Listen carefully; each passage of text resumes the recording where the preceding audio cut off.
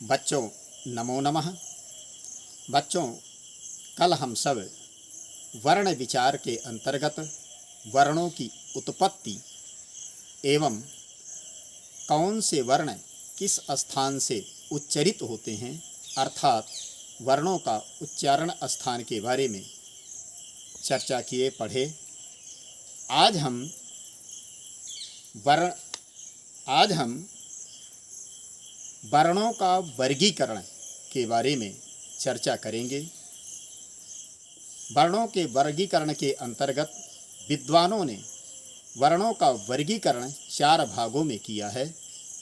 स्वर वर्ण, मिश्रित स्वर वर्ण, व्यंजन वर्ण, मिश्रित व्यंजन वर्ण। कौन से वर्ण जो हैं स्वर वर्ण के अंतर्गत आते हैं, कौन से वर्ण मिश्रित स्वर वर्ण के अंतर्गत आते हैं, कौन से वर्ण व्यंजन वर्ण के अंतर्गत आते हैं और कौन से वर्ण मिश्रित व्यंजन वर्ण के अंतर्गत आते हैं। इसके साथ साथ हम जो है प्रयत्न पर भी चर्चा करेंगे। प्रयत्न के कितने भेद होते हैं? तो प्रयत्न के 2 भेद होते हैं, बाह्य प्रयत्न एवं आभ्यंतर प्रयत्न। बच्चों, हम चलते हैं अपने विषय की ओर। वर्णों का वर्गीकरण।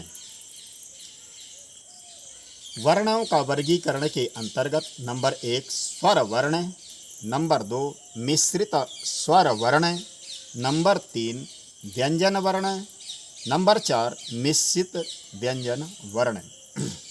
स्वर वर्ण आ, ई, उ, री और री, ये 5 वर्ण हैं।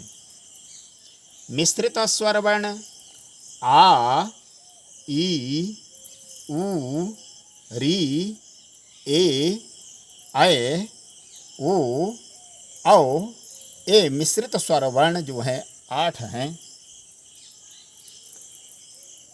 अब हम देखते हैं कि ए मिश्रित स्वर वर्ण क्यों कहे जाते हैं, ये कैसे बनते हैं। तो आ और आ मिलकर के आ हुआ, ई और ई मिलकर के ई बनती है, उ और उ मिलकर के उ, री और री मिलकर के री, आ और ई मिलकर के ए बनता है, आ और उ मिलकर के ओ, आ और ए मिलकर के ऐ, आ और ओ मिलकर के औ। इस प्रकार से ये वर्ण जो हैं मिश्रित स्वर वर्ण 8 होते हैं। अब हम व्यंजन के बारे में चर्चा करते हैं। व्यंजन वर्ण का से हा तक कवर्ग, चवर्ग, तवर्ग, तवर्ग, पवर्ग एवं या, र, ला, वा, सा, खा, सा, हा, ये वर्ण जो हैं व्यंजन वर्ण के अंतर्गत आते हैं। अब कवर्ग से पवर्ग तक अर्थात का से लेकर के मा तक वर्णों को स्पर्श वर्ण के नाम से जाना जाता है। और ये जो है या, रा, ला, वा, ये अंतस्थ वर्ण हैं। सा, खा, सा, हा, ये ऊष्म वर्ण हैं।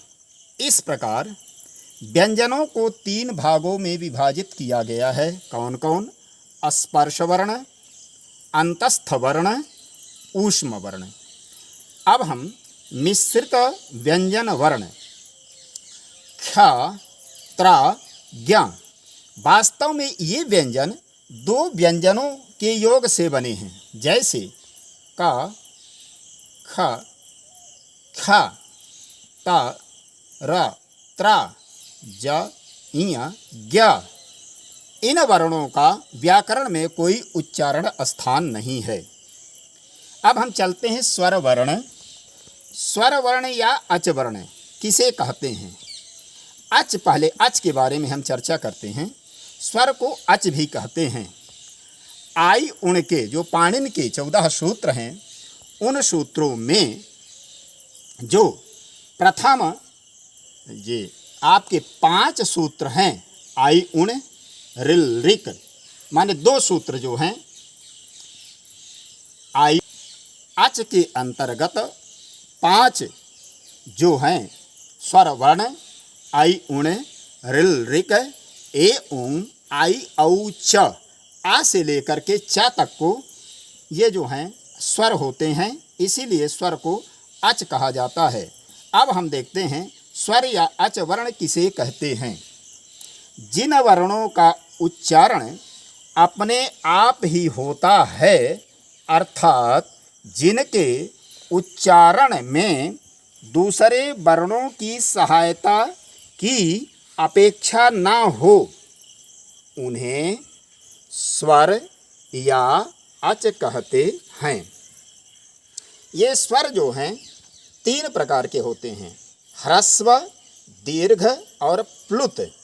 ह्रस्व में आ, ई, उ, री, ये ह्रस्व स्वर, इनका उच्चारण एक मात्रा का माना जाता है।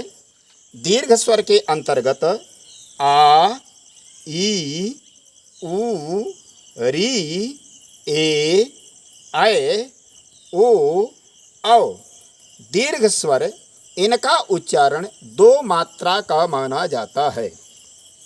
प्लुत जो है ओम, 2 मात्राओं से अधिक का उच्चारण होता है। अभी हम बच्चों स्वर के बारे में देखें, अब हम व्यंजन की ओर चलते हैं। व्यंजन को हल कहते हैं। हम सबसे पहले हल के बारे में चर्चा करते हैं। हल, हल हा य व र ट ल ड़ य म ग ड़ न म झ भ य घ ढ ध स ज ब ग ड द स ख फ छ ठ त च ट त क प य श क सर हल। अर्थात ये जो हैं यहाँ तक ये हल माने जाते हैं। हैवरट के हा से लेकर के, हैवरट के हा से लेकर के और हल के ला तक को व्यंजन कहते हैं। इसीलिए व्यंजन को हल कहते हैं। अब व्यंजन वर्ण किसे कहते हैं, हम इस पर चर्चा करते हैं। जिन वर्णों का उच्चारण किसी स्वर वर्ण की सहायता से होता है, उसे व्यंजन वर्ण कहते हैं।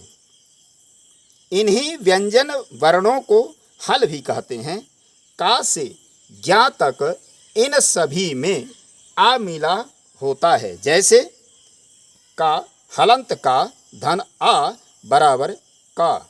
इसी प्रकार से और भी जितने भी का से ज्ञा तक के ये जो वर्ण हैं, सभी में आ मिला है, तभी उनका उच्चारण हो सकता है। अनुनासिक स्वर, अनुनासिक स्वर का सूत्र है मुखनासिका वचनोनुनासिका। इसके अंतर्गत अंग, आंग, आंग ये आता है। कुछ व्यंजन भी जो हैं अनुनासिक के अंतर्गत आते हैं। नासिका मनुगतः अनुनासिकः, नासिका से होकर निकलने वाले वर्ण का नाम भी अनुनासिक है। जैसे ङ, ञ, ण, न, म, यंग, वंग आदि और भी शब्द। अनानुनासिक स्वर, सभी स्वर जब मात्र मुख से बोले जाते हैं, उन्हें अनानुनासिक स्वर कहते हैं। जैसे आ, ई इत्यादि। प्रयत्न किसे कहते हैं, अब हम चलते हैं प्रयत्न। देखें, वर्णों का उच्चारण करने में बोलने वाले को कुछ चेष्टा करनी पड़ती है, उस चेष्टा को प्रयत्न कहते हैं। प्रयत्न 2 प्रकार के होते हैं, आभ्यंतर प्रयत्न, बाह्य प्रयत्न। आभ्यंतर प्रयत्न किसे कहते हैं, देखते हैं। आभ्यंतर प्रयत्न वर्ण को ध्वनि निकालने से पहले जो चेष्टा होती है, उसे आभ्यंतर प्रयत्न कहते हैं। बाह्य प्रयत्न मुख से वर्ण निकलते समय होती है। आभ्यंतर प्रयत्न के बारे में हम चर्चा करते हैं। आभ्यंतर प्रयत्न 5 प्रकार के होते हैं। कौन कौन होते हैं वो 5? स्पृष्ट, ईखत स्पृष्ट, विवृत ईखत विवृत और सम्मृत। हम देखते हैं नंबर 1 स्पृष्ट प्रयत्न जो है, इस प्रयत्न में जिह्वा उच्चारण स्थानों का स्पर्श करती है। इसमें का से माँ तक के वर्ण आते हैं, अर्थात कवर्ग से लेकर के पवर्ग तक के वर्ण आते हैं, इसलिए इन्हें स्पर्श वर्ण कहते हैं। अब देखें ईखत स्पृष्ट, इसमें जिह्वा उच्चारण स्थान को थोड़ा स्पर्श करती है। इस कोटि में या व र ला आते हैं, इसलिए इन्हें अंतस्थ कहते हैं। विवृत प्रयत्न, यह स्वरों का प्रयत्न है। इसके उच्चारण में मुंह खोलना पड़ता है। ईखत विवृत, इसमें जिह्वा को कम उठाना पड़ता है। इसके अंतर्गत श, ख, स, ह आते हैं, इसलिए इन्हें ऊष्म वर्ण कहते हैं। सम्मृत प्रयत्न, इसका अर्थ है जब वायु का मार्ग बंद रहे। यह केवल ह्रस्व आ के प्रयोग में होता है।